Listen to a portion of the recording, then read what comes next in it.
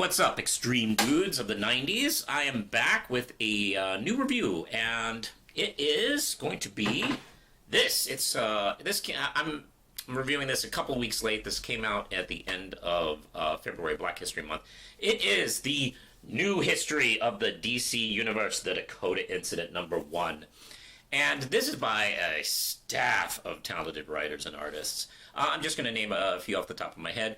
We got Joseph P. Illich, Stephanie Williams, who's about to take over Daredevil. I'm excited about that. Let's see, Morgan Hampton, also on art. We have Valentine DeLandro, and let's see, Fisco Osoto, as well as Edwin Galamod. We also have Mark Waid in this kind of consulting, because the new history of the DC Universe is basically his branch. This is kind of books under his wing, essentially. And, oh boy, this was pretty good. Okay. Essentially, this is like, I forgot the name of that long miniseries event thing DC had where, what is it? Batman Beyond went back from the future because the history is being erased, the timeline is being erased, and reality is being erased, and he has to go back in time to fix it, blah, blah, blah. And it's a long, long story. This is the good version of that, because it's one issue, not 4,500.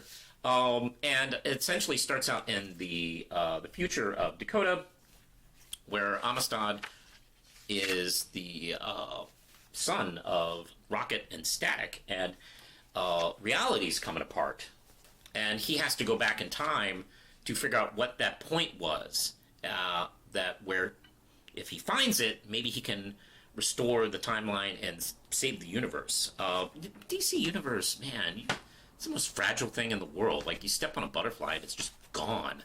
So hey, we go, and that gives us a chance to kind of explore the history of the Milestone Dakota era. And I love the art in the first chapter of this. It really does look a lot like the art from the original line, and did kind of get me a little bit feeling a little nostalgic for that period. So anyway, problems arise when Edwin Alva, who was one of the main villains of the old Milestone books, he did start to turn over a new leaf and have a redemption arc, but he is murdered and hardware is framed for it. And that's when the government, at the time, Lex Luthor is president, and actually does fit with the publishing era, because he becomes president at the tail end of the 90s, year 2000.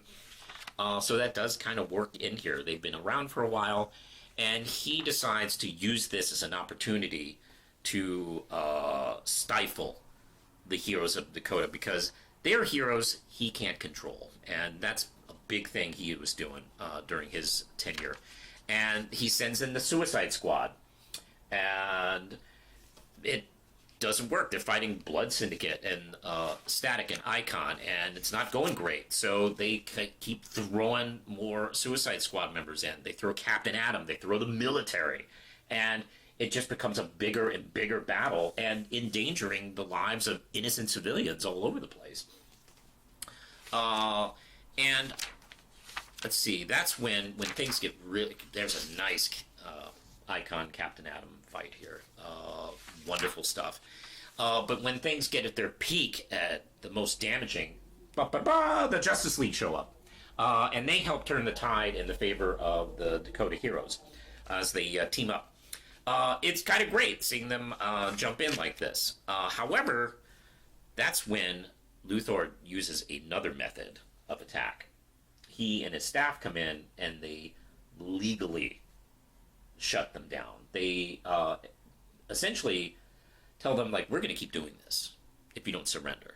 And they reluctantly surrender, legally. And the Justice League, unfortunately, are no help in this. They're like, man, it sucks. I mean, we were here for that thing, the big fight. We saved everybody, but, like, sorry, nothing we can do. Thanks, guys. Why don't you write them a angry letter while you're at it? So, a strongly worded letter from Superman. But anyway, that brings us to the final chapter where we get to see like the years since then, and the characters have moved on since being heroes, and that's when Amistad gets to have a reunion with Static, and that kind of prompts Static into maybe getting back into action. You know, after all, Luthor is not president anymore. So we'll see. And this is a start to things that might be happening in the future. So, I really love this. Not only did this kind of get me feeling excited for maybe reading more Milestone titles in the future, it also made me think about going back through my collection and read the issues of the past. I was collecting back in the original day Static and Icon. I did have some first issues of Hardware, Blood Syndicate. I didn't keep up with those, but I recently watched a Comic Pop review of Hardware. They did a back issues for it, and that had me think I'd made a mistake. I should probably have been reading that one. That sounded really good. Maybe I'll like see if I find any collections or back issues for it. Maybe I'll talk about that here actually. So yeah, it got me really kind of. It did its job. I'm excited and thinking about this universe again. And also, I'm of the mind of if the Milestone Agreement is with DC and they're going to be staying with DC, I feel like it's better that they're in the Prime universe instead of a separate thing, because that way, you know, they can they can have their characters appear in other titles or events, and likewise, you know, throw them back into the Milestone books as well. And you get to see. I really liked seeing the DC heroes in a different light, Luthor as well as the Justice League, and also Black Lightning and Bronze Tiger, because you know them taking the side of Luthor versus the Milestone characters is very interesting. The conversations that are happening are really intriguing, actually. Where Black Lightning feels like. He talks about how he's been trying to change the systemic racism from within, and you can tell in his dialogue it ain't working, and he's regretting that. And we get to see all the guilt kind of thrown on Bronze Tiger about that as well. Really like all that. And I mentioned, yeah, systemic racism, even though that's not really specifically worded in this book, but it's very obvious that's what's going on.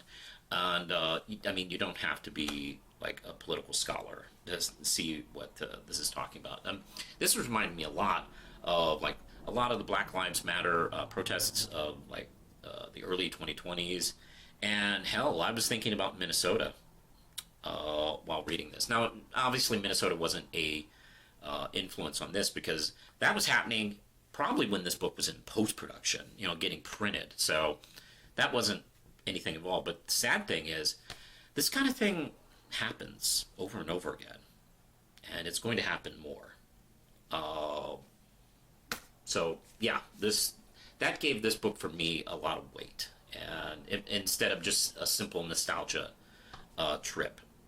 Yeah, and that's actually what the Milestone book should be about. And you know, this tells me if this crew working on more Milestone books, they understand that, and we'll be seeing that. Now, I recommend you go and pick this book up if you haven't, because from what I understand, DC is only paying attention to the sales on this, as far as doing more Milestone titles. Like if this does well, they'll consider it or just do it.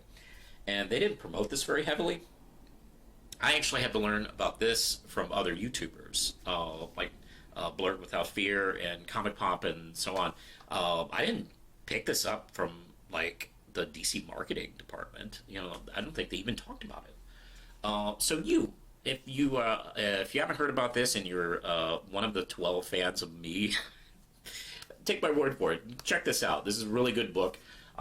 See if you can seek out the old Milestone titles too. They're really excellent, and they're surprisingly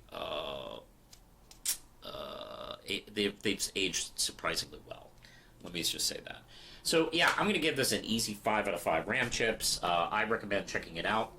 And let me know in the comments below. Have you read this? What do you think? Are you excited about more Milestone in the future? And what are your favorite Milestone books in the past? I'd be happy to hear. All right, that's it for now. So push the button, Lindsay.